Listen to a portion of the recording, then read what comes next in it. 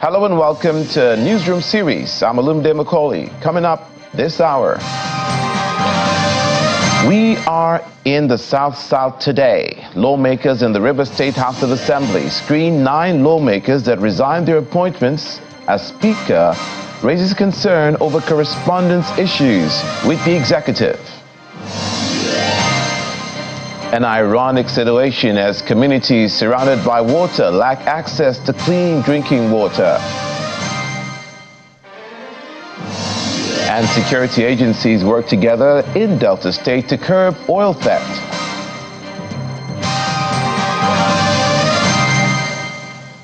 Thank you for joining us today. I'm Olumide Macaulay. The Speaker of the Rivers State House of Assembly, Mr. Martin Amewule, has threatened to reject any letter sent to the House by the State Governor, Mr. Semilayi Fubara. The Speaker made this known during plenary today, just after the House concluded the rescreening of the 9 commissioners who had earlier resigned from the government at the height of the political crisis in the state. Our correspondent, Charles Opurum, reports. It's a full house at the makeshift River State House of Assembly. The Speaker walks in and the business of the day begins. The only item on the agenda is the screening of the 9 commissioner nominees who had earlier resigned from the government. Draw the attention of this August Assembly to a letter. The Speaker reads a letter from the Governor requesting the screening and confirmation of the nominees. The letter is dated 11th December 2023. Right Honorable Martin Chike Amewule, DSSRS, Speaker, Rivers State House of Assembly, Port Harcourt. Request for screening and confirmation of commissioner nominees. May I forward the underlisted nominees to the Rivers State House of Assembly for screening and reconfirmation as commissioners and members of the Rivers State Executive Council in terms of the Presidential Peace Declaration. On the issue of correspondence between the executive and the legislature, the Speaker is peeved that the Governor's staff were refusing to receive letters from the House and that if the incident persists, the legislature would return the favor. We will remain undeterred and will continue to do our work. If this continues, a situation where the office of the governor will refuse to take communication from us, we will also stop receiving communication from the governor. The nominees are then brought in and one by one they introduce themselves. The majority leader, however, makes a case that since they have been screened previously, they should be allowed to take a bow and go. Most of the nominees declined to comment after the exercise, but former Commissioner for Works, George Kelly Alabo, insists that his principles remain the same despite having voluntarily resigned previously. Honorable, yes, indeed, we know that you've just been screened. However, you resigned, right? And you're coming back again. You said you resigned on a matter of principle. Have those principles changed? Those principles are still there, and they can never change. From the River State House of Assembly quarters, Port Harcourt, Charles Opurum, Channels Television News. The Institute of Chartered Accountants of Nigeria, ICAN, has called on government to get traditional rulers involved in the fight against corruption and misappropriation of public funds. The ICAN president, Mr. Innocent Okusa, stated this when he led council members of the institute on a courtesy visit to the chairman, River State Council of Traditional Rulers, His Majesty, Sergeant Awose, at his palace. He noted that the traditional institutions, being deeply rooted in grassroots accountability, is best suited for the fight against corruption, owing to its closeness to the people. And portable water availability for all is one of the Sustainable Development Goals target for the World Health Organization in Africa and the world.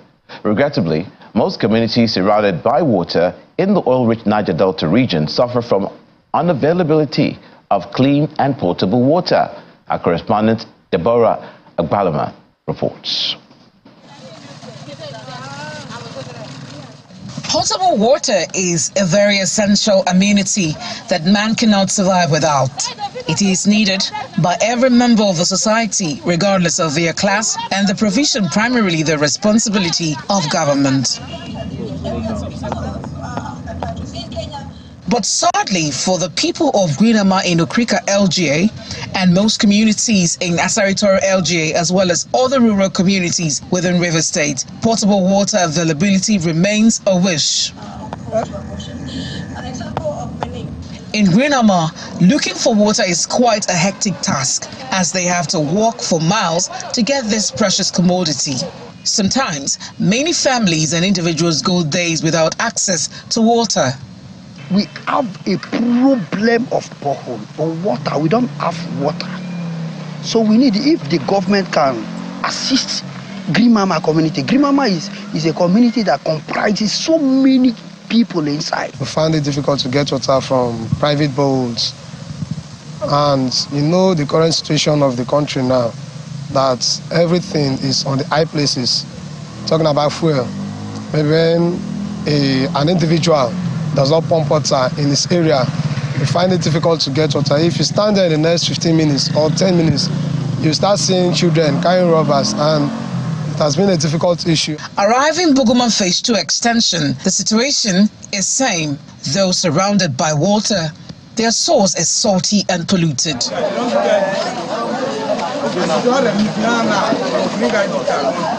But the case is different in Asaritora LGA, where the local government makes provision for drinkable water in Ido and Buguma. We are drinking water, a very clean water, in this dry season.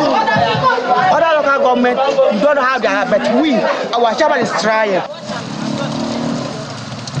We speak to the local authority on why Ido and Buguma enjoy good supply of water. From Ido, we sink the borehole because the riverine community has to get a good water. It's very difficult, despite we are in a riverine. Because of this saltwater area. Of course, you know that the saltwater is iron water, it's not drinkable. But to have water in a table ground like this is very difficult. So we have the best water we have is in Ido, this area. To know what the state government is doing as regards to distribution of water in the riverine areas, we visit the River State Water Corporation. On arrival at the Corporation Station Road office, we were told the facility is undergoing reconstruction and were directed to go to the Rumala office. At the Rumala office, we were denied access as the security guards insisted we needed to have a contact person from the inside. We also made efforts to get to the River State Commissioner of Information to share the plans of the state government on solving these age-long potable water challenges in the absence of a Commissioner for Water Resources. It was, however, futile, as he said he was unavailable to comment on the matter at that time.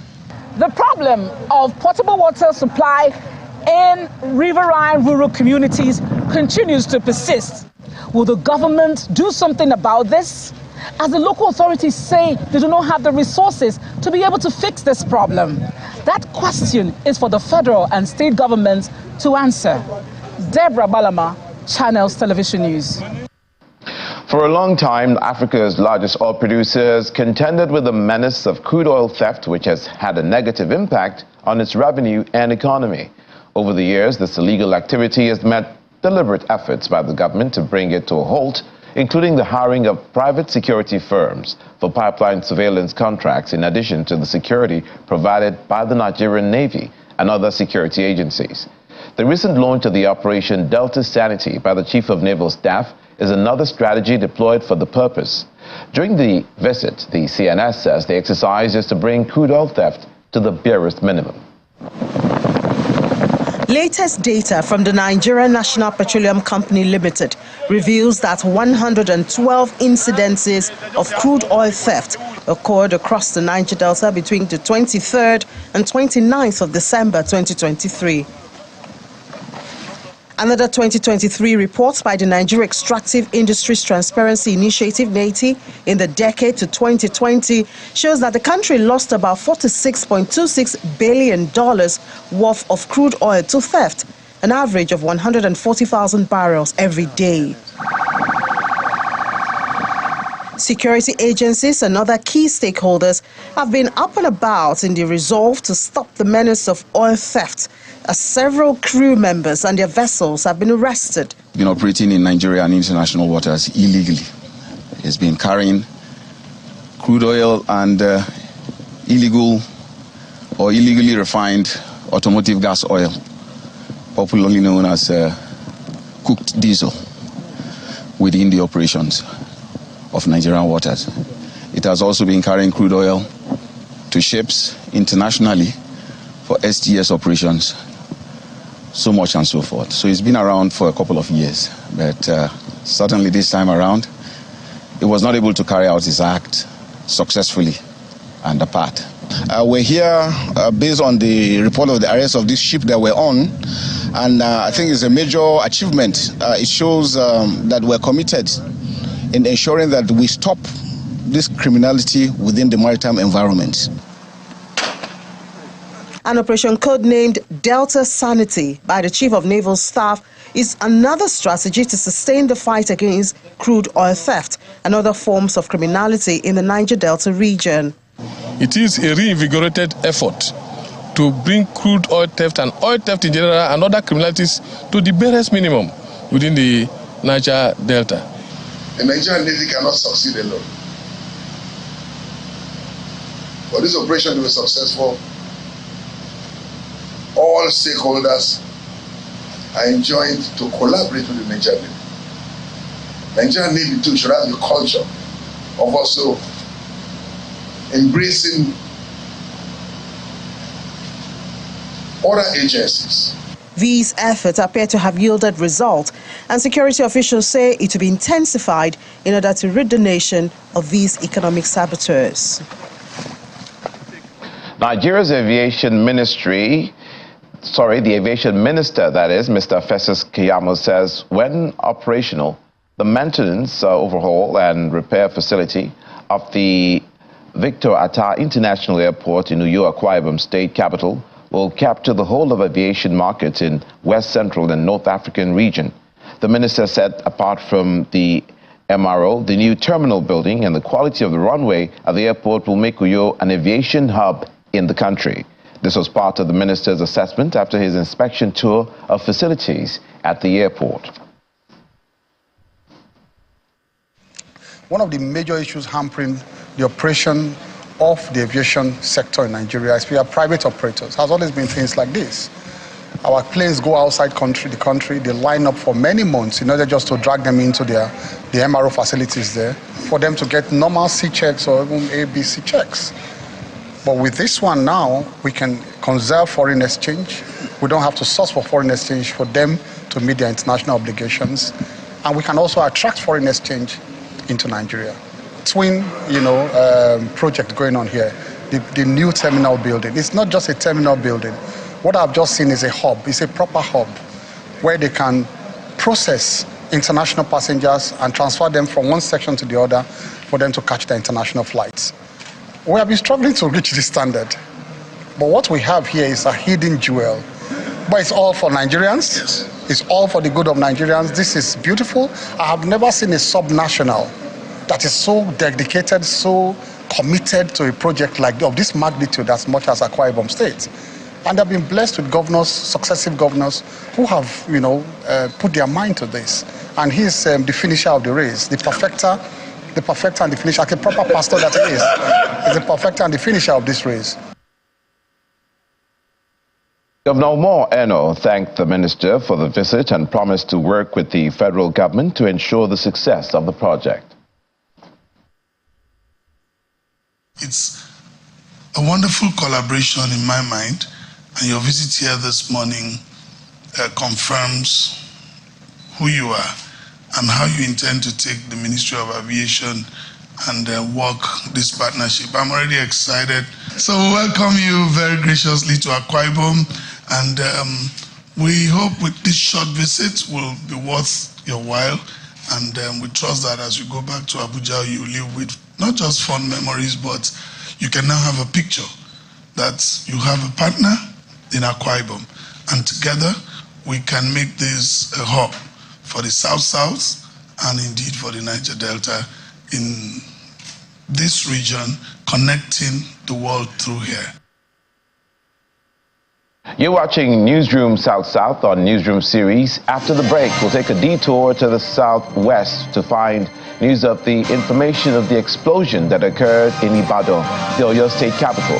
Please stay with us.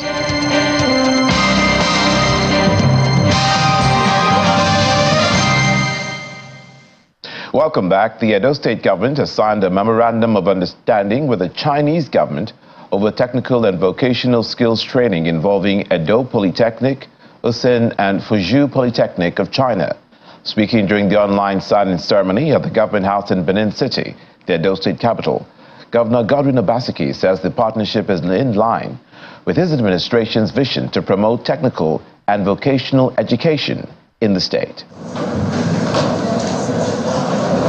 Edo State Governor Godwin Obaseki welcomes his Chinese visitors into the Executive Council chambers of the Government House. The Chinese delegation here is led by the Consul General Lagos Yan Yushin, and the rest of the team joins via Zoom from Fuzhou, China. The meeting is coming on the heels of Governor Obaseki's earlier visits to China in November 2023, where talks were held over the possibility of Edo State tertiary students going over to Fuzhou Polytechnic for further technical studies. We had the privilege of visiting your campus. The Chinese envoy, through her interpreter, says it's time to walk the talk. Today, as the Consul General of the People's Republic of China in Lagos, I hope to further facilitate the implementation of the relevant cooperation and contribute to the technical education and talent development in China and Nigeria in Edo State. For Mr. Obaseki, the training comes with extra incentives, employment in Chinese-owned companies. It's the first agreement we are signing with a private sector partner in Chin Steel. So, which indicates that we're just not sending children or youths to come and receive education in China, but we're preparing them for work with the support of companies, Chinese companies that are already invested in Nigeria.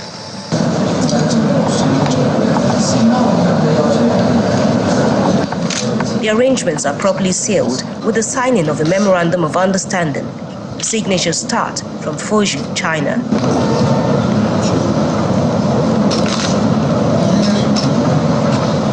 Move the camera a bit to right. Because we cannot see The Chinese entourage completes their mission at the Imagweo College, also in the state capital, where educational grants were presented to selected students with outstanding academic records.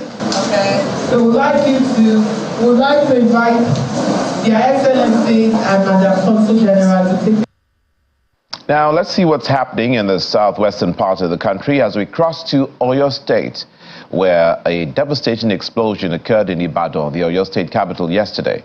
Following the incident that shook the Bodija area and its environs, the state governor, Mr. Seyi Makinde, is appealing for calm amongst residents. The governor, who visited the explosion scene on Adeyi Avenue, says preliminary investigations by security agents indicate that some illegal miners in possession of explosions might have caused the unfortunate incident. Rescue efforts are still on as earth-moving equipment have been deployed to the scene. The devastation from the explosion on Adeyi Avenue, a popular but quiet residential area in Ibadan, the Oyo State capital, is massive. The force of the explosion is felt streets away as residents began settling in for the night. On these streets and on adjoining streets, some residents arrived to find their homes and vehicles partially or completely destroyed.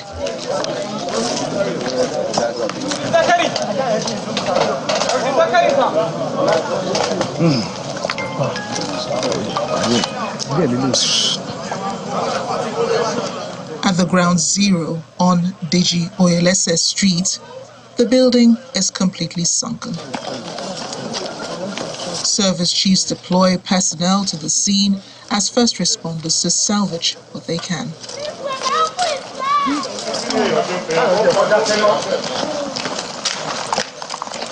Okay, a military man is even here.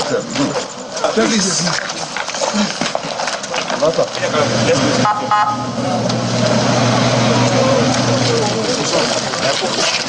short while later, Governor Seyi Makinde visits the scene to see the extent of the damage and show support for the victims.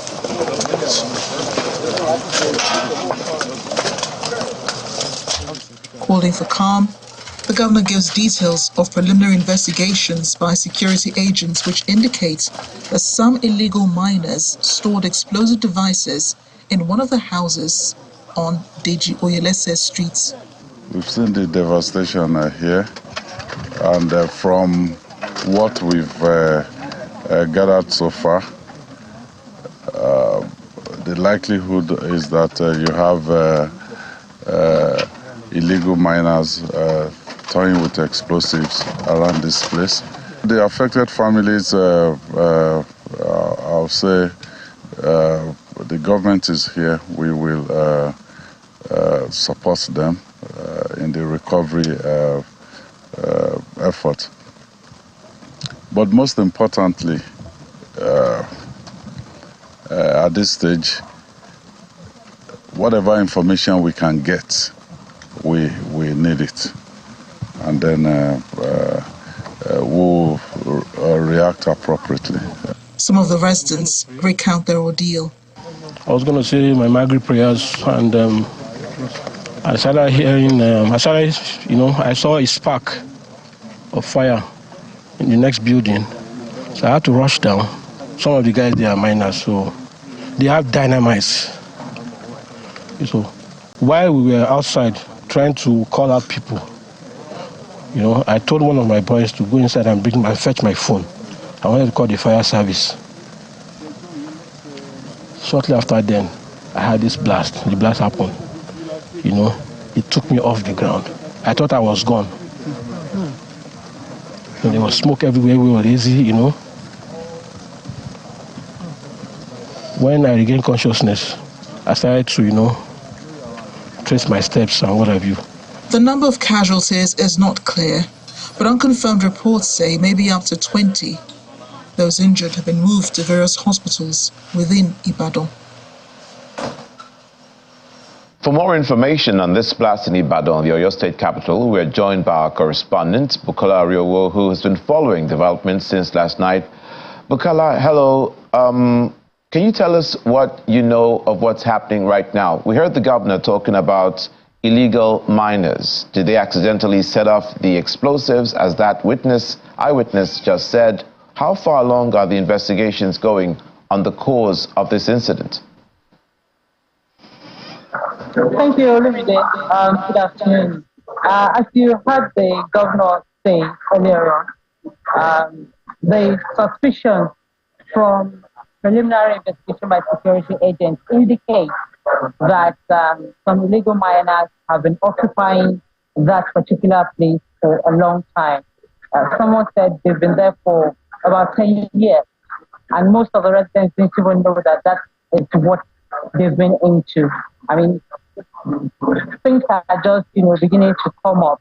People are just getting to have more details on who those people are exactly. We don't know whether there are people in that building when it was detonated. We don't know yet until they have a list of people who are affected, the victims and the casualties, before we will know exactly who are those people behind it. But I'm sure that all security agents are on top of that game and doing the needful. The DG of NEMA was at the scene a while ago, just a minute ago, to have an on-the-spot assessment of. What can you tell us about the casualty numbers? We have 2 dead and 77 injured at a certain time. These are unconfirmed. Has that changed? Damage. Heard my last question, but if you can hear me now, what about the numbers of the victims in this accident or incident? We had about 2 dead and about 77 injured earlier. We don't know if that has changed. Have the casualty numbers changed, and to what degree?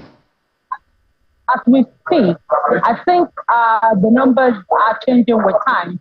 Because today, since we got there around 7, and we've seen quite a number of people evacuated under the rubble, who were not, told yesterday. So we don't know whether casualty figures will be escalating or whether it will remain the same as it was yesterday, but I doubt that.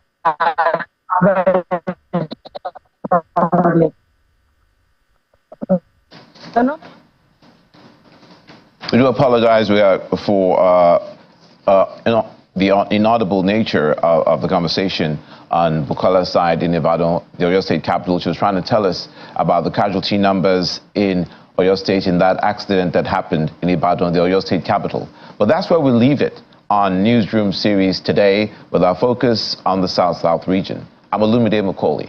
Thank you for watching.